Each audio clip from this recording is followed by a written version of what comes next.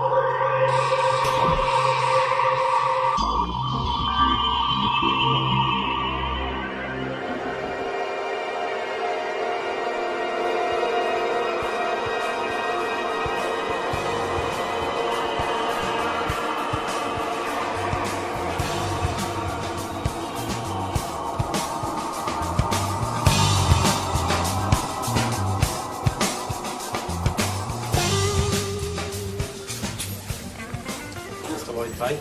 Seated.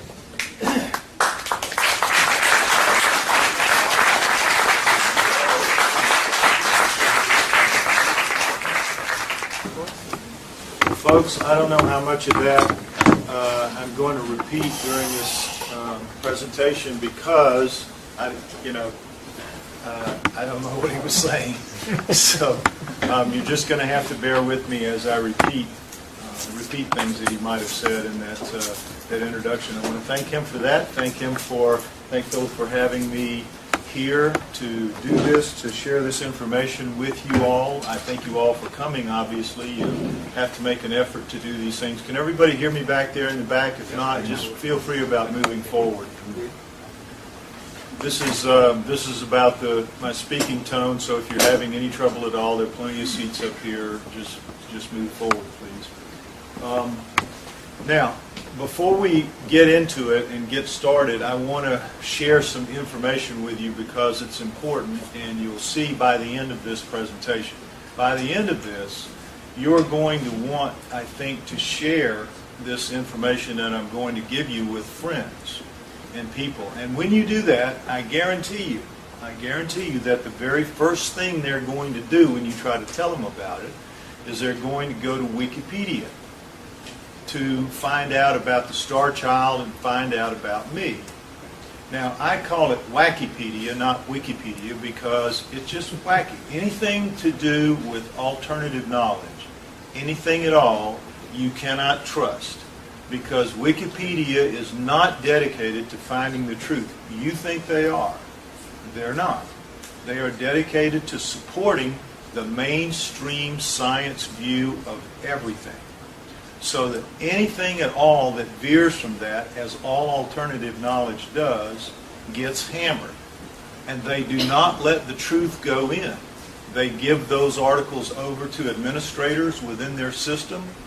You try to make a change on a Wikipedia thing that is being dominated by one of them, and it'll be changed back within an hour or two, if that long. They have things that the administrators do in their computers that let them know when any change has been made on a, quote, sensitive page. And I am, because of my profile and because of the profile of Starchild, we are super sensitive. So they're all over us. So what I have done, and what I want you to keep in mind, is those two websites. If someone wants to read the Wikipedia article about the Starchild, they can go to the Starchild Project, and I promise you, every single word is on that site, but the truth is under each line, each phrase, each paragraph, whatever. I tell you the truth, and I tell them the truth.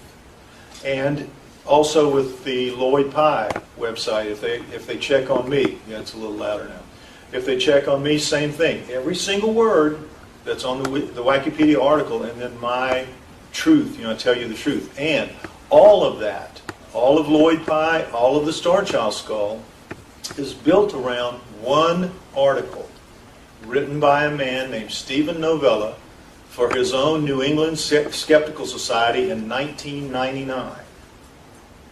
And you'll hear what happened in 1999. We had a DNA test, the first DNA test. The answer came in, said the Starchild was human. It turned out later that it wasn't, but that was the answer that science wanted. And so they latched onto it, and they won't let it go. And in 2006, I contacted Novella after it had been proven wrong, and I said, you really need to change this article, you need to update it, you need to pull it, you need to do something. And he wrote back and he said the article stands as written, but then he changed the copyright date from 1999 to 2006. So if you go look at it now, it'll have a copyright of 2006, but it's still the 1999 article. And everybody uses that as in the mainstream, all the skeptics, all the critics. If you go out there and you look on the sites, the wars of words that go on between people about the Starchild and those who defend it and those who attack it. And those who attack it always use these articles. If you go on my website, you can read my own and the Novella article, word for word, with the truth underneath. So if you want to know the truth, if you want your friends to know the truth, that's the way to do it. Otherwise, they're going to come back at you and just say, what did you tell me about that for? Because it's a human and that's it. Okay? So with that said, let's dive into the actual presentation, which starts in Mexico in about 1930. Now, it begins here about 100 miles southwest of Chihuahua in 1930. By the way, this is where I live. I grew up in Louisiana and now live here right on the water. So I have lived through the oil spill. I have lived through the oil spill. I've lived through Katrina and the oil spill. That's why I'm here instead of here. So anyway, I've just been very unlucky here the last few years with weather. But anyway, so 100 miles southwest of Chihuahua, near the Copper Canyon area, a young girl from Ciudad Juarez is right across the border from El Paso. That's where El Paso, Texas is. And her family had come across the border and eventually became American citizens. And she was by that time about 13, 14, 15 years old. And the family was going back to the village for the first time since, because there would be no problem moving across the border and all that with her and her siblings. So when they got there, the kids were all told, do not go into the mine tunnels and caves in this area because it's high desert. If you know northern Arizona, Grand Canyon, if you've never been there, you've seen pictures of it. It's dry scrubland. So naturally you tell a teenager what not to do, and she started scheming immediately to do it. So she got a large basket and told them she was going to go out picking berries or looking for fruit and things, and she just hauled it as far as she could get away from the village to do some exploring on her own, and she found a mine tunnel. And she went in and she found far enough in to where she could still see clearly what was going on, about 50 feet in. She saw a human skeleton lying on its back on the floor of the mine tunnel. Now, a cave, we all know the difference. A cave is all big and squirrely. A mine tunnel is, anybody can see the difference. So she saw that. She saw it laying on the ground. She got a little closer and she saw that there was a mound of dirt beside the one lying on its back. And so she thought that looked like a grave, and she got a little closer and she said she noticed a misshapen hand extending out of the dirt of what looked like a grave. And sure enough, clearly something was in there. And that misshapen hand, she noticed, was wrapped around the upper arm bone of the skeleton lying on its back on the floor of the mine tunnel. So when she got a little closer, she realized that the dirt was, still clumped and loose. If it's in a mine tunnel, there's no raining to compact it or anything like that. She thought, I could probably scrape it out. And she did. She scraped it out with her hands very easily. And she exposed another skeleton, which she said had a misshapen body. That's all she said. Because she was describing this much later in life, when she had no idea that the few things she was going to say about it would then later become important after her death. So she recovered both skeletons with the idea of sneaking them back into the States and maybe donating them to her high school. Back then, they always had a skeleton on a rod in the biology department. I don't know, some of y'all are too young for that. But so she thought, there'd be some some degree of coolness to that.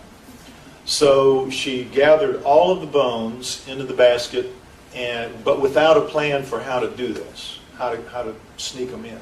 So rather than just waltz into the village with them, she found a ravine with a tree overhanging it, the roots had been washed away and opened up, so it made like a shelf, nice perfect shelf with some roots.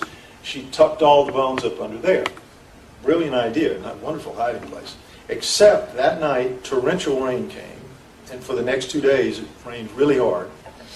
When she could get there a day or so after that, they were all washed away. The water had risen as it does. That's what makes those ravines. That's what washed the land from underneath the roots of the tree, and they were gone. So she walked downstream and she found in a bush the 2 skulls, and one of the misshapen one had its lower face knocked off except for a piece of maxilla that was detached but there, and it lost its cheekbones in front of its face, as you see, and the human had lost one of its cheekbones in the tumble to get to that point. So she was happy to have the skulls. So she took them back to El Paso. Easy to sneak 2 skulls in. So they became souvenirs to her. She just assumed it was just a deformed human head. But they were her souvenirs, and they were cool, and she liked them. And she shellacked them, put them in a cardboard box, kept them her whole life. Early 90s, she's dying. She decides, like you would with a pet, she wants to find a home for them. Her husband doesn't like them. So she asks friends, and through a series of friends, they end up with Ray and Melanie Young, who I heard their name anyway, so I know he mentioned those. A couple in El Paso, Texas. Now, the reason they offered them to Melanie was because she had been a neonatal nurse for like 15 years, so she was very familiar with human deformity. And as she looked at that one and held it, she said to her husband, this is not human deformity as I understand it. The bone is too light, all of the features are different, and you'll hear why and all that. And she said, and look, it's got that crease in the top of the head, it's got those big bulging parietals. They were both members of MUFON in El Paso. That's the Mutual UFO Network. They both knew about aliens. So it was just an odd coincidence of circumstance. So she said, I think that skull would fit perfectly in the head of a gray. Because you all know gray aliens, I'm sure the prototypical look of that is what's called a heart-shaped face. They have a crease here, they have a bulge here, and they have a very narrow lower face, heart-shaped. And she said it has all of that. I think it could be the skull of a gray alien. And so Ray said, yeah, it could be. How do we do that? So they put the word out through MUFON, who in the field of alternative knowledge in this country knows about skulls. And my name came up because at that point, the book that I had written was called Everything You Know Is Wrong, and I hope you mentioned something about that. And it was about human origins and hominoids and things like that. And in talking about the hominoids, I talked a lot about skulls. So that was how they called me in. I took a look at it. I said, well, it's probably a deformity, almost certainly a deformity. I don't know what kind. I've never seen any of this before, but the odds on it being an alien, I think, are just zillion to 1. And so let's go with the assumption that it's a deformity, but I'll take it out and I'll confirm what that deformity is. And I said it shouldn't take more than a few months, 6 months at max. And here I am. It'll be 12 years in February. So I was completely wrong about that time estimate. But it turned out to be a lot more complex than I thought it would be. Nonetheless, so I took it out and began the process of finding out about its physiology. And that was a long, complicated, convoluted process. Well, let's start with looking at the front view. Now, these are the real ones. These are copies. These are stereolithographic copies, what you see up here and what you will hold. They're exact copies, I mean exact, as close as science can get them, same weight, same everything. But this is the real deal here. Now, if you notice, the differences are, and I can show you here with this, a normal human eye socket, see that? It's 2 inches, 2 knuckles deep.